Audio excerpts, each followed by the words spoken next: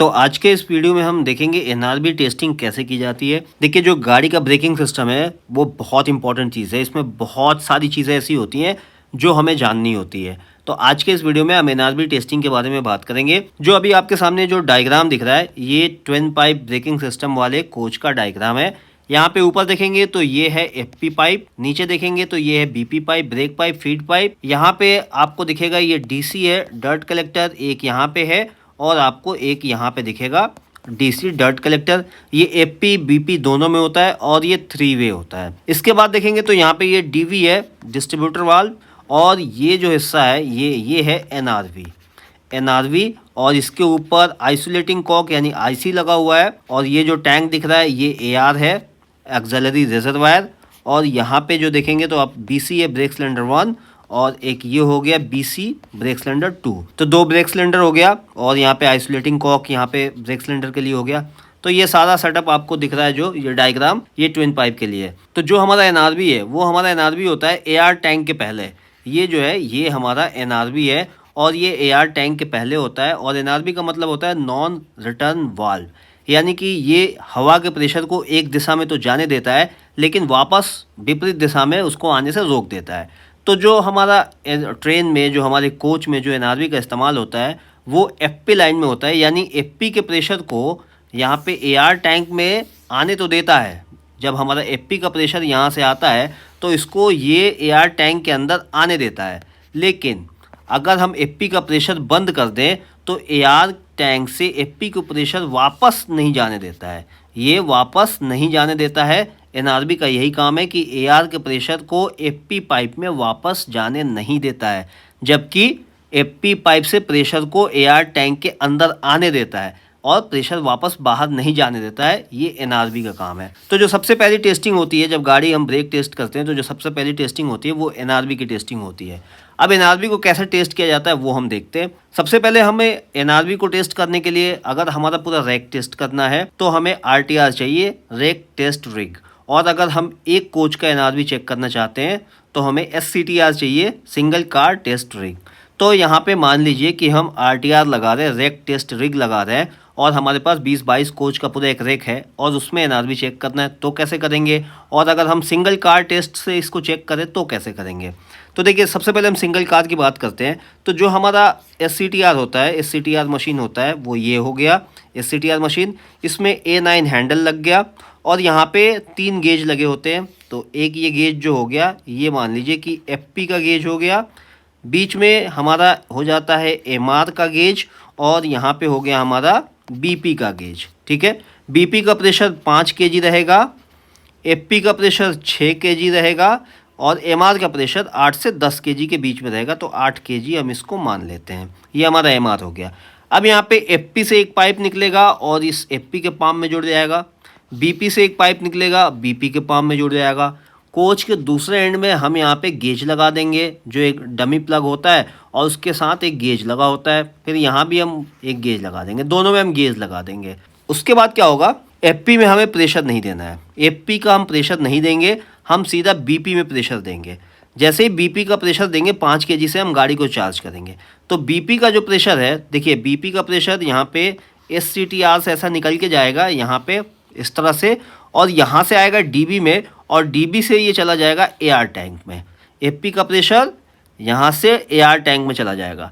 अब अगर ये एनआरबी जो है ख़राब है, ये जो हमारा एनआरबी है ये ख़राब है, ये लीकेज है, वापस प्रेशर को जाने से नहीं रोक पा रहा है, तो क्या होगा, यहाँ जो बीपी का प्रेशर है इस टैंक से निकलेगा और यहाँ चला जाएगा और यहाँ जाके इस वाले गेज में आपको प्रेशर दिखने लगेगा।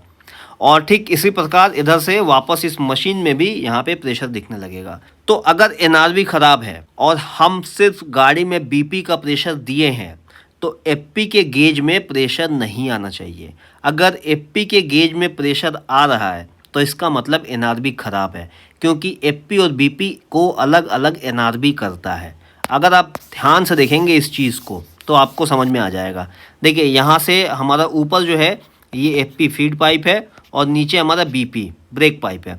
तो जो फीड पाइप का हवा है वो यहाँ से जाके इस टैंक में चला जाता है और जो हमारा बीपी का प्रेशर है वो यहाँ जाता है, यहाँ डीबी में जाता है और डीबी से हमारे एआर टैंक में जाता है। अब अगर मान लीजिए कि हम खाली बीपी का प्रेशर दे रहे हैं, तो बीपी का प्रेशर यहाँ से आया डीबी में, डीबी से गया एआर में। अब अगर ये हमारा एनआरबी ठीक है तो ये क्या करेगा, प्रेशर को यहाँ रोक देगा, ये प्रेशर यहीं आके ख़त्म हो जाएगा, यहाँ आके ख़त्म हो जाएगा, इससे आगे नहीं जाएगा। तो इससे आगे नहीं जाने का मतलब है जो हम इसमें गेज लगाए हैं, इस गेज में कोई प्रेशर नहीं रहेगा, क्योंकि अगर इसमें से हवा जाता तब यहाँ से हवा निकलता, ऐसा जाता, ऐसा जाके इस गेज में आता। अगर इस गेज में प्रेशर आया मतलब एनआरबी ख़राब है। एफपी में जो आपने गेज लगाया है अगर उसमें प्रेशर आ रहा है मतलब एनआरबी ख़राब है। और अगर आप एफपी में गेज नहीं लगाते हैं, सिर्फ आप डमी प्लग लगा देते हैं पीछे, तो आपको क्या देखना है, आपको अपने आरटीआर मशीन में या एससीटीआर जो भी आपने लगाया है उसमें देखना है कि उसके एफपी में कोई प्रेशर है कि नहीं, क्योंकि अभी हमने एफपी में प्रेशर दिया नहीं है। और अगर हमारे मशीन में एफपी में प्रेशर आ रहा है तो इसका मतलब हमारा एनआरबी ख़राब है। तो ये सिंगल कार टेस्ट में हो गया, यानी एक कोच है तो हम इस तरह से इसको देख लिए। अब मान लीजिए एक से ज़्यादा कोच है, तब क्या करेंगे। देखिए, जब एक से ज़्यादा कोच हैं और आपने पूरे रैक को मशीन से जोड़ दिया और सिर्फ आपने बीपी प्रेशर से पूरे रैक को चार्ज किया, एफपी में आपने प्रेशर नहीं दिया, 5 मिनट 7 मिनट में आपकी पूरी जो गाड़ी है वो चार्ज हो गई। उसके बाद आपने देखा कि आपके एफपी में भी प्रेशर आ रहा है, इसका मतलब आपका एनआरबी ख़राब है। कोई सा भी पूरे रैक में किसी भी एक कोच का या एक वैगन का एनआरबी ख़राब है।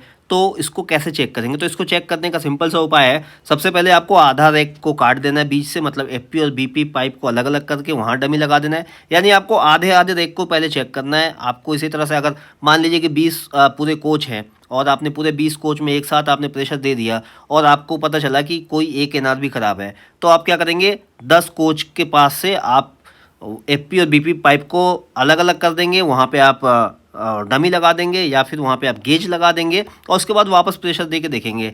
अगर फिर भी एफपी में प्रेशर आ रहा है तो ये कहने का मतलब है कि इन्हीं 10 कोचों में कोई एक कोच में प्रॉब्लम है। तो फिर 5 कोच के साथ ऐसा करेंगे, ऐसा करके लास्ट में आपको एक कोच मिल जाएगा, वो कोच मिल जाएगा जिसका एनआरबी ख़राब है। और अगर मान लीजिए कि आपने आधा आधा कर दिया और शुरू के 10 कोच को आपने टेस्ट किया, उसमें एफपी का प्रेशर नहीं आ रहा है, तो इसका मतलब उसके बाद जो कोच हैं उनमें प्रॉब्लम है किसी कोच में। तो उसके बाद फिर आप 2-2 कोच लेके आप ऐसा करके देख सकते हैं और इस तरह से टेस्ट करके आप पता कर सकते हैं कि एनआरबी सही है या एनआरबी ख़राब है। तो ये बहुत सिंपल है, बहुत आसान है। अगर आपके पास डमी और गेज है तो आप आखिरी जो कोच है वहाँ पे आप देख सकते हैं एफपी में प्रेशर आ रहा है कि नहीं। अगर एफपी में प्रेशर आ रहा है मतलब एनआरबी ख़राब है।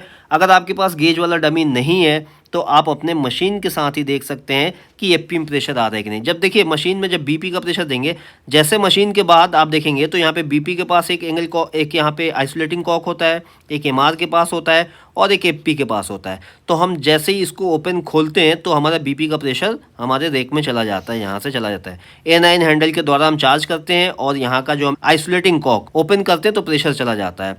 तो इसी में हमें अपने एफपी का आइसोलेटिंग कॉक को ओपन नहीं करना है, यानी कि हमें एफपी में प्रेशर नहीं देना है, सिर्फ बीपी में प्रेशर देना है और देखना है कि जो ये बीपी का प्रेशर निकला है ये यहाँ से घूम के इस टैंक में गया। टैंक से अगर एनआरबी ख़राब है तो घूम के वापस यहाँ से होता हुआ हमारे एफपी गेज में आ जाएगा। एफपी गेज में प्रेशर आया मतलब एनआरबी ख़राब है।